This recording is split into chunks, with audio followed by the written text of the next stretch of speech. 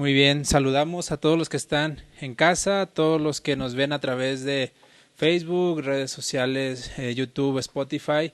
Dios les bendiga, gracias por estar aquí. Vamos a aprender. Muy bien, ahora sí ya se supone que ya me deben de escuchar. Estaba hablando yo solito. Bien, ahora sí les decía, un saludo a todos los que nos ven por Facebook, por YouTube, a todos los que están conectados a través de las redes sociales, a los que nos escucharán por Spotify después. Dios les bendiga a todos, un saludo. Iglesia en casa les envía un saludo. Vamos a continuar con el estudio de esta carta de los Romanos, carta a los Romanos del apóstol Pablo. Recuerden que estamos yéndonos versículos por versículos y ver qué es lo que Dios quiere enseñarnos, ¿no? Entonces, ya hemos visto acerca del llamado de Dios, del servicio a Dios, del servicio a los demás hermanos. Entonces, hoy llegamos a lo que yo diría que es personal, no es que así sea. Yo diría que este sería como el título de la carta del apóstol Pablo, porque prácticamente todo lo que enseña en toda la carta va enfocado alrededor de como si fuera el título de una tesis, ¿no? Y el título de este estudio se llama El poder del Evangelio, y nos vamos a basar únicamente en los versículos 16 y 17 del primer capítulo de esta carta, donde dice: porque no me avergüenzo del Evangelio, porque es poder de Dios, para salvación a todo aquel que cree, al judío primeramente y también al griego. Porque en el Evangelio la justicia de Dios se revela por fe y para fe, como está escrito: mas el justo por la fe vivirá. El poder del Evangelio. Les digo que yo le pondría este título a esta carta, porque Pablo en toda la carta nos enseña acerca de la condenación del hombre, acerca de cómo ni el hombre natural se pudo salvar, ni el hombre moralista, ni el hombre judío, el que obedecía la ley. Y solamente a través de la justificación por fe es que pudimos encontrar gracia delante de Dios. Y aún esto no era de nosotros, sino que Dios regaló esta gracia a través del Evangelio por medio de Jesús. Aún nos enseña también que en el Antiguo Testamento la justificación también fue por la fe. Y vamos a ver muchas cosas que nos enseñan, pero yo diría que este es el título de esta carta: el poder del Evangelio. Y bueno, iniciamos estudiando estos versículos. Después de todo lo que el apóstol Pablo nos ha dicho acerca de Jesús, ya vimos acerca de Jesús, del servicio a los hermanos, del amor que tiene por la obra de Jesucristo, llegamos a esta declaración de fe: no me avergüenzo. Inicia diciendo: porque yo, Pablo, no me avergüenzo del Evangelio. Es importante que nosotros ahora sí que recapacitemos, pensemos, meditemos y notemos cuántos padecimientos pasó Pablo. Pablo fue, yo creo, el apóstol de los más atacados. Todos los apóstoles sufrieron persecución. Todos murieron. Todos fueron mártires, excepto Juan. Pero todos fueron atacados. Pablo fue apedreado, fue perseguido, fue encarcelado y fue martirizado, murió. Y él, a pesar de todo esto, a pesar de que él ya sabía lo que le esperaba en Roma, porque él todavía no había ido a Roma, pero le fue profetizado que en Roma iba a padecer, que en Roma iba a ser encarcelado, y de hecho muchos le dijeron: ¿sabes qué? No vayas a Roma, o sea, quédate aquí con nosotros en Malta, aquí te tratamos bien. Y Pablo le dijo: no, pues tengo que ir a cumplir lo que Dios me ha llamado, ¿no? Entonces, Pablo dice: no me avergüenzo del Evangelio. Existe una diferencia entre sentirse avergonzado del Evangelio y otra cosa es ser avergonzado por el Evangelio. Si nosotros somos cristianos e hijos de Dios fieles, en algún momento de nuestras vidas atravesaremos por vergüenzas por el Evangelio. Con estas vergüenzas no me refiero a que nosotros vamos a sentir vergüenzas, sino que nos van a querer humillar. Seremos blanco del oprobio. Seremos blanco de los ataques del enemigo, del mundo, de los que se oponen al Evangelio. Tratarán de pasarnos vergüenza. Sobre todo, yo recuerdo cuando estaba en la secundaria, pues no sé, gracias a Dios, yo nunca me avergoncé de decir que soy cristiano. Y en una ocasión yo estaba por la calle caminando y pasaron unos compañeros que la verdad yo ni los conocía, no los trataba ni nada. Y me gritaron, mira, ahí va el aleluya, ja, ja, ja, ja. No sentí nada raro porque, pues sí, le canto aleluya a Dios. A esa gente ni los trataba ni nada. Pero pues ellos de alguna manera trataron, ¿no?, de ridiculizarme. Pero esto es algo que puede ir a mayor o menor escala para todos los cristianos. Y sin duda alguna, en algún momento de nuestras vidas pasaremos por esas luchas donde tratarán de avergonzarnos. Comparaba la razón de Pablo para no avergonzarse con la de Jesús, porque ambos padecieron persecución y fueron avergonzados por el Evangelio. Ojo, recalco, no se avergonzaron nunca del Evangelio. Jesús nunca se avergonzó de decir que era el Hijo de Dios, pero padeció por eso. Y Jesús, vean lo que dice en Hebreos capítulo 12, versículo 12. Puestos los ojos en Jesús, el autor y consumador de la fe, el cual, por el gozo puesto delante de él, viendo toda la obra que Dios iba a hacer a través de él, sufrió la cruz. Ese era el gozo de Jesús, la salvación. Menospreciando el oprobio. Dice que él vio el gozo y menospreció el oprobio y se sentó a la diestra de Dios. ¿Qué es oprobio? Oprobio viene del griego aishune, que significa vergüenza o una desgracia o alguna cosa vergonzosa. Es decir, Jesús vio el gozo de decir, voy a salvar a toda la humanidad, voy a traer salvación, voy a sufrir y voy a menospreciar la vergüenza que yo voy a sentir de cargar con todo el pecado del mundo, de separarme del Padre. Jesús menospreció la vergüenza y por eso se sentó a la diestra del trono de Dios. El oprobio o la vergüenza desarrollada contra Jesús era tan desagradable, cruel y humillante como pudo llegar a serlo. Recuerden que a Jesús le escupieron, le intentaron ridiculizarlo porque era el rey de los judíos. Decían que le decían rey de los judíos, pero de una manera burlona, y le pusieron una corona de espinas, tratando de avergonzarlo. Sin embargo, en lugar de dejarse dominar por esa vergüenza, Jesús enfocó su corazón en el gozo puesto delante de él.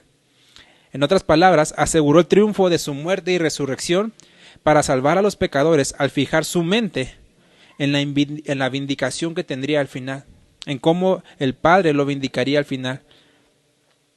Porque Dios lo guardará de ser avergonzado más adelante. Dice que toda rodilla se doblará ante el nombre de Jesús. Toda rodilla le confesará.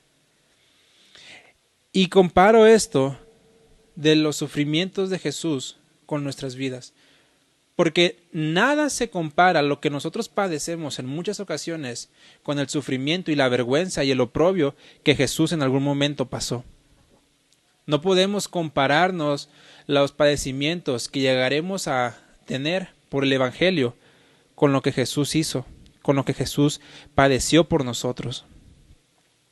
Él resistió el dolor a corto plazo para garantizar la ganancia a largo plazo. Y Pablo actuó de manera similar.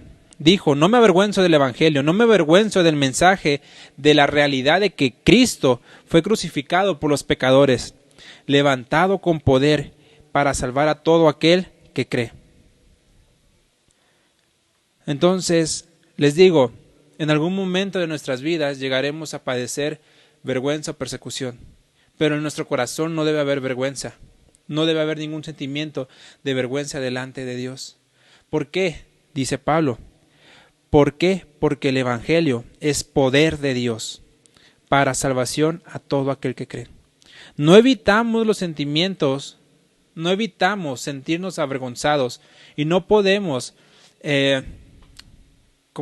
cambiar esa lucha con la vergüenza haciendo un evangelio, llamémoslo popular para el mundo o inofensivo.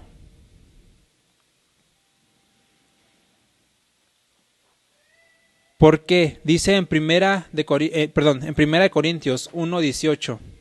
Primera de Corintios 1:18. Porque la palabra de la cruz, es decir, el evangelio de Dios, es locura a los que se pierden. Pero a los que se salvan, esto es, a nosotros, es poder de Dios. Es poder de Dios. Por eso nosotros como cristianos no tenemos que cambiar el evangelio, no tenemos que cambiar el mensaje del evangelio. Ojo, podemos adaptar nuestro mensaje a las culturas donde estamos. Pablo decía, a los gentiles me hago gentiles, a los judíos, judíos, a los griegos, griegos. Podemos adaptarnos, pero no cambiar como tal la esencia del mensaje del evangelio, que Jesús vino, murió y resucitó por nuestros pecados, que necesitamos acercarnos a Él con un corazón arrepentido y creer en Él, y que por medio de la fe seremos salvos de la ira de Dios. Que Dios mostró su amor para con nosotros en que siendo aún pecadores, Cristo murió por nosotros. No tenemos que cambiar el mensaje del evangelio para hacerlo más fresco o más light a la gente. ¿Por qué? Porque para ellos es locura. Para ellos es locura. Entonces, no podemos cambiar el poder de Dios para adaptarlo a aquellos que creen que eso es locura. Porque a los que lo reciben, dice, esto es, a nosotros es poder de Dios. Porque el evangelio es lo que cambia los corazones. El evangelio verdadero es lo que cambia las vidas. Hay movimientos donde tratan de cambiar el evangelio un poco, de adaptarlo a la época o a las situaciones, y lo van diluyendo, lo van cambiando, poniendo en mente otras cosas, y eso solo trae, digamos, un sentimiento o una sensación en el corazón humano de aparente tranquilidad, de aparente calma de conciencia, pero realmente no hay vidas transformadas. El evangelio verdadero cambia las vidas, no aparenta vidas cambiadas. Por eso nosotros tenemos que tener en cuenta esto y no avergonzarnos nunca de predicar el evangelio correcto. Porque el mundo en algún punto va a ir estorbando y estorbando y estorbando y estorbando y estorbando para que el evangelio cada vez sea menos predicado, para que el evangelio cada vez sea menos enfocado a Cristo. Porque el diablo sabe el poder del evangelio y es lo que menos quiere él, que las vidas sean transformadas. Así que no cambiemos el mensaje, no nos avergoncemos del mensaje del evangelio, porque es poder de Dios. Poder aquí viene de la palabra dunamis, del griego, que significa dinamita, de un poder explosivo, de un poder milagroso. Implica por sí mismo un poder milagroso, algo eficaz, fuerza, impetuoso, maravilloso, algo potente. Si nosotros ponemos dinamita en un pedazo de bloque de cemento, e incluso en piedra, lo hace explotar. Nada detiene a esa dinamita. Entonces, esta palabra de poder viene de ese poder explosivo que demuele o quita todo lo que estorba en medio. De esta misma forma, el mensaje del evangelio mueve todo lo que está en medio del corazón del hombre para hacer la obra de salvación. Por eso es poder de Dios, porque los centros de reinserción social tratan de cambiar al hombre por obras y cambiarlo, pero nomás no pueden. ¿Por qué? Porque la naturaleza del hombre está a volver otra vez al pecado. Recuerden que Pablo enseñaba acerca de la naturaleza y dice, el perro vuelve al vómito. Un perro, si ustedes lo han visto en algún momento, cuando vomita, después lo ves que está comiendo otra vez el vómito. Y no lo puedes cambiar, no lo puedes resolver ese problema en él, porque es de su naturaleza. Es la naturaleza del perro, es lo que él hace por naturaleza. No lo puedes cambiar. El hombre por naturaleza va al pecado, por naturaleza peca. Y no lo puedes cambiar nada más tratando de darle una pulidita, de suavizarlo. Es como a un puerco o un cerdo. Si tú limpias al cerdo, lo bañas, lo talqueas, lo perfumas, le pones un moñito y lo que sea, y el puerco en cuanto vea un charco de lodo va y se mete y se revuelca. El hombre, si tú lo bañas, lo perfumes, lo que sea, él va a ir otra vez al pecado. Por eso necesitamos un poder que quite todo lo que estorba en medio para hacer la obra en el corazón, y esto es el Evangelio. El verdadero poder de Dios se muestra en la redención del hombre. Si bien es cierto, Dios es poderoso para hacer milagros, Dios es poderoso para hacer obras sobrenaturales, pero vemos en muchas ocasiones que el mismo diablo imita estos poderes sobrenaturales de Dios, aparentando él un poder como el de Dios. Por eso es que muchos son engañados, porque ven milagros y dices, wow, no, es de Dios. Pero el diablo también hace estos imitaciones de milagros. También aparentemente adivina el futuro. Aparentemente también lee los pensamientos. Aparentemente también sana. Aparentemente hace que la gente tenga fuerza sobrehumana. Aparentemente hace cosas sobrenaturales. Pero esto es apariencia. El verdadero poder de Dios es en la redención, en el cambio del hombre. Lo único que el diablo no puede imitar de Dios es esta parte de cambiar el corazón del hombre. No lo puede cambiar. Pero nosotros encontramos que la certeza del poder de Dios, la veracidad del poder de Dios, no está en los prodigios que Él hace. Porque recuerden, en aquel día, dice Jesús, muchos dirán, en tu nombre hicimos estos prodigios, en tu nombre hicimos sanidades, en tu nombre hicimos esto o aquello. Y dice, aléjense de mí, hacedores de maldad. La certeza y eficacia del poder de Dios no está en los prodigios, sino en los corazones que son cambiados a la voluntad de Dios. El diablo no puede cambiar la naturaleza caída del hombre. Al contrario, el diablo lo que hace es reforzar esa naturaleza para que el hombre vaya de mal en peor y permanezca en pobreza espiritual. Ojo, con esto no quiero menospreciar el poder sobrenatural de Dios. Es bueno que deseemos ver esos poderes sobrenaturales de Dios, pero aquí el poder del Evangelio no está enfocado en los milagros y sanidades, sino en los corazones cambiados, sino en las vidas transformadas por medio del Evangelio. Ese es el poder de Dios. Tú puedes tener incluso lugares llenos, tú puedes tener incluso lugares aparentes de fidelidad, pero si el Evangelio no es expuesto con claridad en esos lugares, si el Evangelio de Dios no es expuesto, no va a haber vidas transformadas, porque dice la palabra que la fe viene por el oír la palabra de Dios. Y si se cambia el mensaje del Evangelio, ya no estás predicando la palabra de Dios. Y entonces es cuando las vidas pueden aparentar muchísimas cosas. Como humanos somos buenos para aparentar, pero en el corazón del hombre va a seguir esa pobreza espiritual. Y algo aquí que es grande de nuestro Dios, es poder de Dios para salvación. Es poder de Dios para salvación. Esta palabra de salvación involucra muchísimas cosas. Salvación como vida eterna, salvación del pecado, salvación de esclavitud, salvación de la tribulación, salvación de los deseos carnales, salvación como una seguridad propia en Dios, como una seguridad en Jesús. Esto es lo que les digo, que es poder de Dios, salva a la gente. Y tú puedes sentirte seguro donde quiera que estés, porque como tienes el Evangelio, tienes la palabra de Dios en tu vida, nosotros podemos andar firmes caminando donde quiera que estemos, incluso en la calle más oscura, y podemos sentirnos seguros en Cristo, seguros en Dios, sentirnos salvos, porque el enemigo no tiene poder sobre nosotros, porque el Evangelio de Dios tiene poder sobre nosotros, por eso es que somos salvos. Y dice Dios, es poder de Dios para salvación a todo aquel que cree.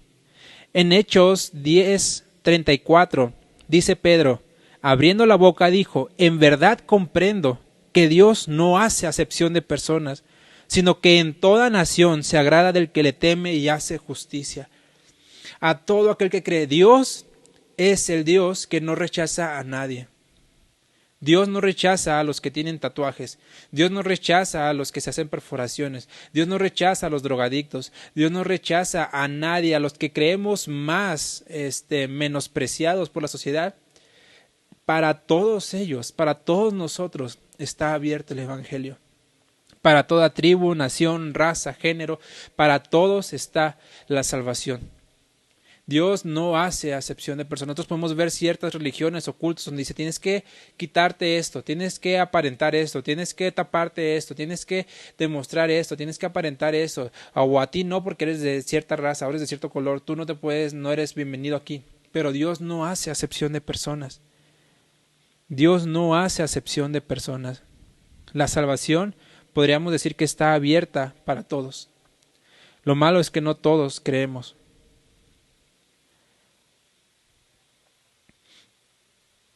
Entonces, leemos, porque no me avergüenzo del Evangelio, porque es poder de Dios para salvación a todo aquel que cree. Y aquí dice, al judío primeramente y también al griego.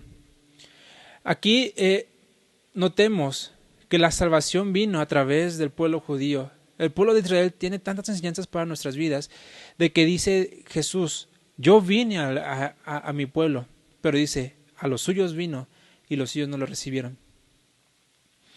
Por eso dice al judío primeramente, porque a ellos fue entregada la ley. A través de Abraham, Dios creó a esta nación de Israel, y dentro de esta nación de Israel los judíos permanecieron más fieles al Señor. También de repente hicieron sus cosas malas, ¿no? Pero a través de ellos vino todas estas promesas. A través de ese pueblo escogido vino Jesús. Por eso dice al judío primeramente, pero también al griego, es decir, también a nosotros. Dice Jesús que este árbol sobre el cual está la salvación, sobre el cual vino Jesús, nosotros fuimos injertados a esta raíz para dar fruto. Por eso es que les digo que todos podemos participar. Los judíos no tienen mayor salvación que nosotros. Alguien Pablo, el apóstol Pablo, quien experimentó dones maravillosos, hizo obras milagrosas, no tiene más salvación que yo. Y no es que yo diga, wow, soy la gran cosa, no. Pero comparándome en términos humanos con el apóstol Pablo, pues no soy nada. Pero aún así, Dios no hace excepción de personas y yo tengo la misma salvación que tiene el apóstol Pablo.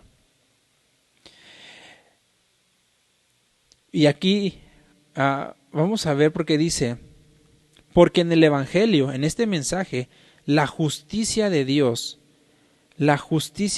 se revela por fe. La justicia de Dios se revela. En términos prácticos, para no enredarlos mucho, la justicia de Dios es básicamente dar a cada uno el pago merecido. Es decir, tú mereces este pago, tengo que dártelo. Tú hiciste esto, te toca este pago. Tú hiciste esto otro, te toca este pago. El ejemplo está cuando Jesús cuenta la parábola donde dice, ¿sabes qué? Un dueño de una hacienda salió a buscar trabajadores muy temprano, a las 6 de la mañana. Y dice, ¿sabes qué? Te voy a pagar, supongamos, 100 pesos, ¿no? Por todo el día. Va y dice, ok, acepto, está bien. Luego regresa vamos a suponer, a las 12 de la tarde, otra vez a la plaza, a buscar trabajadores y le dice, ¿sabes qué? Te voy a pagar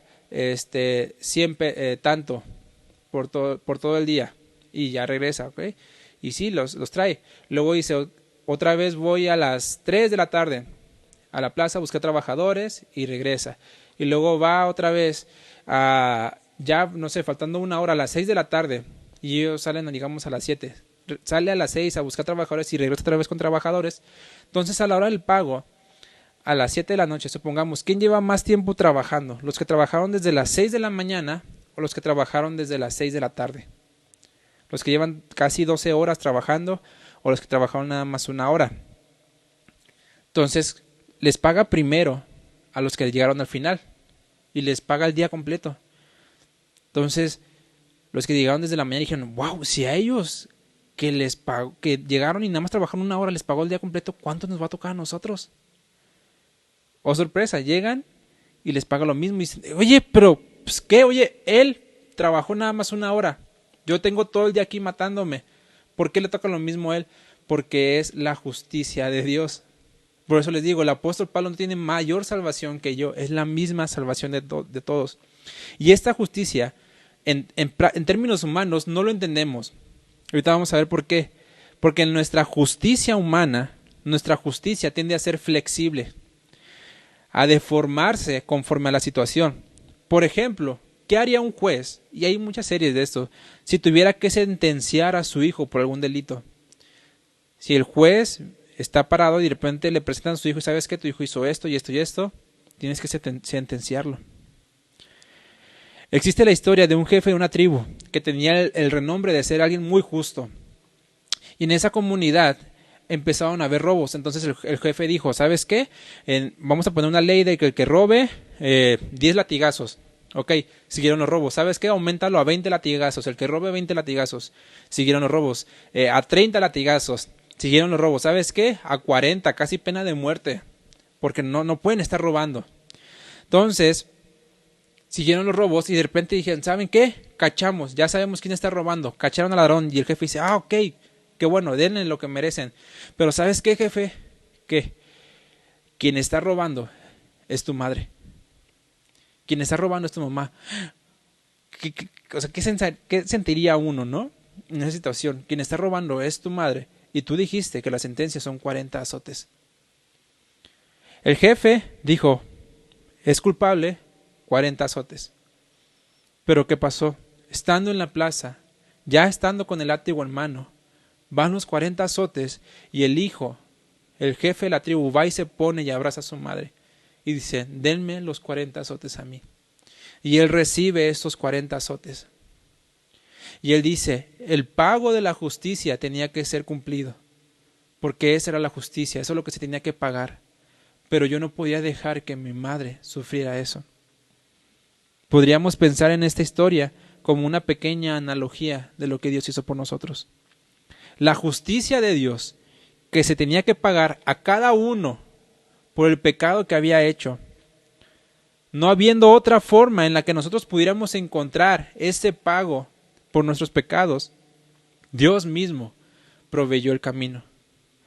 Dios mismo propició el pago de esa justicia mediante su Hijo Jesús. Por eso dice que en el Evangelio, en la predicación de la verdadera palabra de Dios, la justicia de Dios, el pago que tenía que ser pagado por nosotros, el precio que tenía que ser pagado por nuestros pecados, se revela por fe, por medio de Jesús, que Dios envió a su Hijo para pagar lo que yo tenía que merecer. Que Dios envió a su Hijo para pagar el pecado que yo cometí, que el pecado que cometo y el pecado que seguramente llegaré a cometer. Esta justicia de Dios paga todo el pecado en mi vida, porque yo sé que soy un hombre imperfecto y que llegaré a pecar en algún futuro, no porque lo desee, sino porque soy débil. Pero Jesús ya pagó por eso que yo voy a hacer. Y eso tiene que crear en mí la justicia de Dios. Y meterme más a lo profundo delante de Dios y reconocer que es a través de Jesús que esta justicia de Dios se revela. Entonces el pago que tenía que haber caído sobre nosotros, dice la Biblia, que la paga del pecado es la muerte. La paga del pecado es la muerte. Entonces este pago tendría que haber caído sobre nosotros, cayó sobre Jesús. Por eso Él murió por nosotros, para que nosotros pudiéramos recibir salvación. Y esto se revela, es mostrado hacia nosotros por fe. Por fe. Por eso les digo que la vida del cristiano es por fe. No es por obras, es por fe. Dice la Biblia, mas el justo por la fe vivirá. La justicia de Dios se revela por fe y para fe. Y en la Biblia dice, mas el justo por la fe vivirá. Es aquí donde nosotros encontramos la médula, digamos, el centro del cristianismo, la médula espinal, la fe. La fe es nuestro centro, porque no es por obras, no es por lo que hacemos, es por la fe. Si nosotros hiciéramos una tabla comparativa de todas las religiones del mundo, notaríamos algo que todas tienen en común, pero que en el cristianismo, si lo llamáramos religión, por así decirlo, el cristianismo se destaca de todas estas. la salvación por fe. Es decir, la salvación por hacer nada más que creer. Como en el judaísmo, la circuncisión era lo que los salvaba. En el catolicismo tenemos obras, en el budismo, en el hinduismo, en todos encontramos rituales, actos, símbolos, obras físicas que hacen para alcanzar por medio de estas la salvación. Porque la religión es el esfuerzo humano por encontrarse con Dios. Por eso tenemos el ejemplo muy claro desde Génesis, en la Torre de Babel, que el hombre, en lugar de buscar a Dios, que el hombre quiso buscar a Dios más bien por sus propios méritos, quiso llegar al cielo, quiso alcanzar la salvación, quiso alcanzar esta gloria por sus propios medios, y fue cuando empezaron a construir la Torre de Babel, para llegar al cielo, por sus propios méritos, por sus propias obras. Y Dios dijo, no, así no es. La salvación no viene de abajo hacia arriba, sino viene de arriba hacia abajo. Por eso es Dios quien abrió el camino.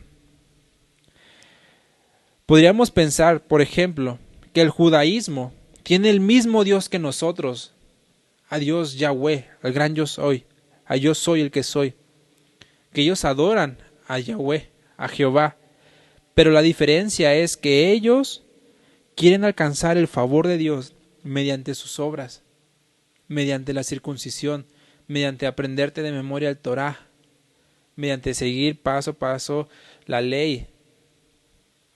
Pero todo esto es por obras. Y vamos a ver más adelante, que seguimos con los estudios, cómo realmente el Evangelio y la salvación viene únicamente por fe. Y aún en el Antiguo Testamento viene únicamente por fe. Tenemos la ley y todos los profetas y todo dicen, es que por la ley salva, pero dice Dios, no. Siempre, realmente, siempre fue por fe.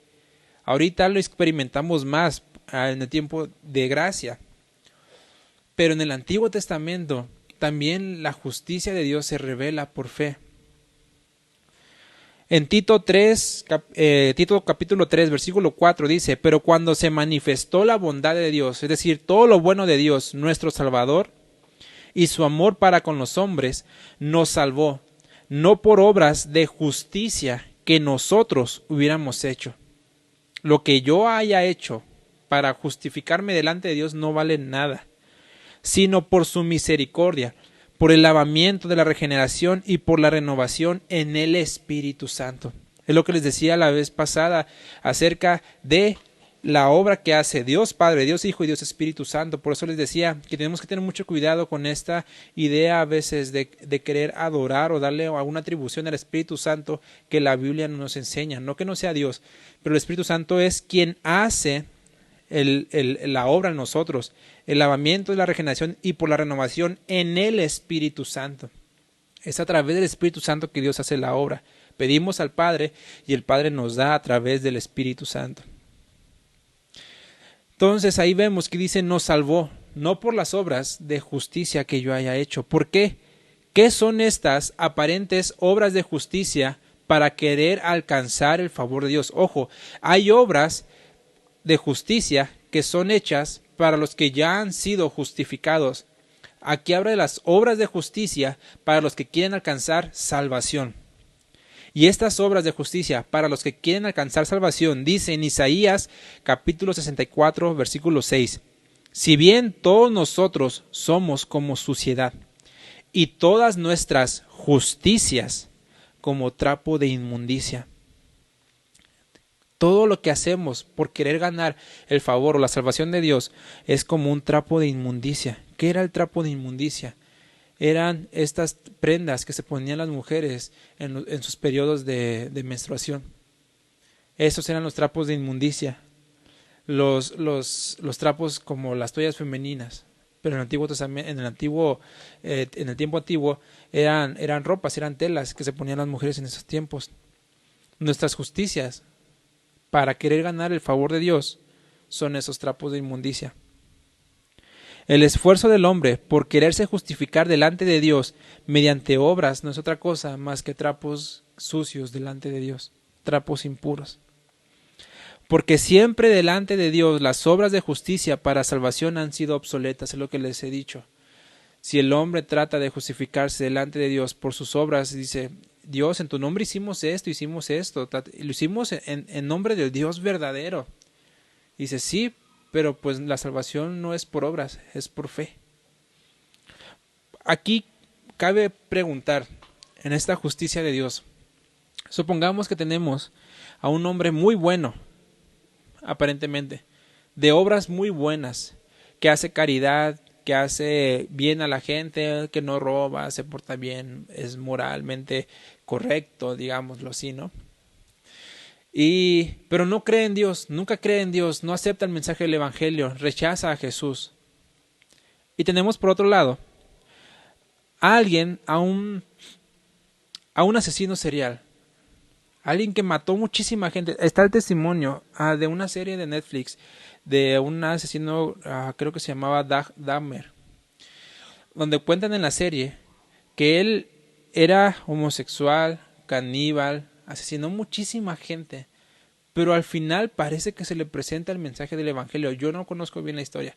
En lo que la serie presenta es que al final se le presenta el mensaje del Evangelio y parece que cree. Dentro de la justicia de Dios, si esta persona cree con todo el corazón en Jesús y se arrepiente de sus pecados, es justificado delante de Dios. Pero aquella que hacía obras buenas, no. Ahí, ¿qué diría uno? A ver, ¿Dios es injusto o qué? ¿Dios aparentemente su justicia no está bien ubicada o qué? Uno sí era bueno, hacía cosas buenas, el otro hizo tanto cochinero, tanto mal, pero al final porque se arrepintió, creyó, fue salvo. Imagínense, va a llegar al cielo, dice, oye, tú hiciste tanta perversión y al final fuiste salvo por fe. Pues, sí, porque es por gracia. Por eso no hay acepción de personas en Dios. Y esta es la justicia de Dios, que el pago, ojo, diría uno, pero ¿por qué este sí y este no? Porque el asesino, que merecía todo el peso de la muerte por sus pecados, al creer en Jesús, todo ese pago de pecado lo pagó Jesús. Al recibir a Jesús, toda esa condenación que venía sobre él cayó sobre Jesús. Pero esta otra persona que moralmente hacía cosas buenas, moralmente, acciones, digamos, aparentemente justas, todo el pago que él tenía que merecer por los pecados, porque no hay hombre bueno ni aun uno, todos pecan de alguna forma, diferentes, algunos invisiblemente, algunos escondidas, pero todos pecan de alguna forma, y el pago que él tenía que haber pagado al no creer en Jesús cayó sobre él y no sobre Jesús. Por eso es que aquel que creyó en Jesús, aún habiendo hecho tanta maldad, todo el pago de su muerte cayó sobre Jesús. Por eso es que le digo que la obra de Jesús es maravillosa en nuestras vidas, porque es el pago de la muerte sobre él. Y ya no hay poder de muerte sobre mí. Ya en los cristianos no hay temor a la muerte. Ya no hay temor a lo que el diablo puede hacer, porque ya tiene poder sobre nosotros, porque la muerte ya tiene poder sobre nosotros. Porque Jesús ya hizo la obra. Como les decía, aún en el Antiguo Testamento, aún antes de la ley, aún antes de lo que Moisés dijo y enseñó, la salvación era por fe. Vamos a ver más adelante en la justificación del Antiguo Testamento, en la justificación de Abraham, pero nada más como para que se quede con esa idea. Génesis capítulo 15, versículo 6, hablando de Abraham. Génesis capítulo 15, versículo 6, antes de la ley, antes de los 10 mandamientos, antes de que el pueblo de Israel estuviera en el desierto, que se hicieran sumos sacerdotes, que se hicieran los levitas, que se hicieran el templo, el arca del pacto, todo, incluso antes del cristianismo, antes de Jesús. Dice que Abraham, y creyó a Jehová, y creyó a Abraham. Es decir, tuvo fe a Abraham en Jehová, y creyó a Abraham a Jehová, y le fue contado por justicia. Porque es por fe. Es lo bueno, lo maravilloso de esta vida con Dios, que nuestra vida es una vida de fe. Claro está, y que no está de más decirlo, nuestra fe se va a ver reflejada por nuestras obras. Pero esas obras no van a ser obras para buscar el favor de Dios. Son obras como resultado de un corazón que ya ha cambiado, no un corazón aparente, no un corazón de apariencias. Nuestra fe tiene que estar segura en Dios, Tenemos que estar seguros en Cristo, seguros en lo que Él hizo por nosotros, porque nada más para dejarlos también con esa idea, si yo no puedo ganar mi salvación por obras, yo no me gané la salvación por obras, fue por fe. ¿Por obras puedo mantener mi salvación? ¿Haciendo obras puedo mantener esa salvación segura? ¿O sigue siendo por fe todo el tiempo? Es aquí donde el corazón del humano lucha mucho en el orgullo de decir, no, pero es que tengo que hacer algo para ganarme el favor de Dios. Tengo que hacer algo para ganar el favor de Dios. No, es por fe. Es por fe. Y yo no puedo hacer nada para aumentar mi salvación o disminuir mi salvación. La salvación está dada por fe. Ojo, va a haber obras que nos van a dar recompensas delante de Cristo. Si no, Santiago no diría, tu fe sin obras es muerta, no existe. Las obras van acompañadas de la fe, pero en sí las obras no salvan. Lo que salva es la fe en Jesucristo. Ese es el poder del Evangelio. Que yo no hice nada, que yo no tengo que hacer en sí ninguna obra ni ningún acto para ser salvo de Jesús, para ser salvos en Jesús, sino que el poder de Dios es el que salva por medio de la fe. Dice en Efesios, porque por gracia, un regalo de Dios, sois salvos por medio de la fe. Es a través de la fe que obramos y no por obras. No es por obras, la salvación no es por obras, como los judíos creían que a través de la circuncisión tenía que ser salvo a la gente. Acuérdense que los gálatas, cuando se convirtieron y les fue enseñado el mensaje de la salvación, el evangelio, empezaron ciertos judíos radicales a decir, ok, está bien, creo en Jesús, pero también la circuncisión. Es cierto, sí, Jesús vino y murió por mí, pero también la circuncisión. Le estaban queriendo añadir a esta salvación alguna obra. Sí, y dice la Biblia, si yo le añado a la gracia alguna obra, ya no es gracia, ya no es regalo, ya es un pago. Porque entonces, como yo hice una obra, Dios en cierta forma ya me debe la salvación. Y no es así. La salvación es por gracia, por medio de la fe. E iremos estudiando más a profundo todo esto y vamos a ver cómo, les digo que la carta de los Romanos, este título del poder del Evangelio, abarca toda esta enseñanza y toda esta tesis. Pero ya entramos un poco acerca de lo que la salvación implica y de cómo es a través de la fe, por el poder de Dios. Déjenme hacer una oración rápida por usted. Señor, te doy gracias por aquellos que escuchan el mensaje, te doy gracias por aquellos que están aprendiendo, por mí que también estoy aprendiendo, Señor. Ayúdanos a seguir creciendo en este camino, ayúdanos a seguir creciendo en las enseñanzas tuyas, Dios, y que tu reino sea establecido en nuestros corazones, que tu reino sea establecido en cada casa, en cada hogar, y que nuestra iglesia también crezca para la gloria y honra tuya, Señor. Bendice esta palabra, bendice este mensaje, y toda la gloria y toda la honra es para ti, Señor. En el nombre de tu Hijo Jesús te damos gracias. Amén. Un saludo a todos los que están en casa, a todos los que nos ven igualmente en redes sociales, en Facebook, en Spotify. Dios les bendiga.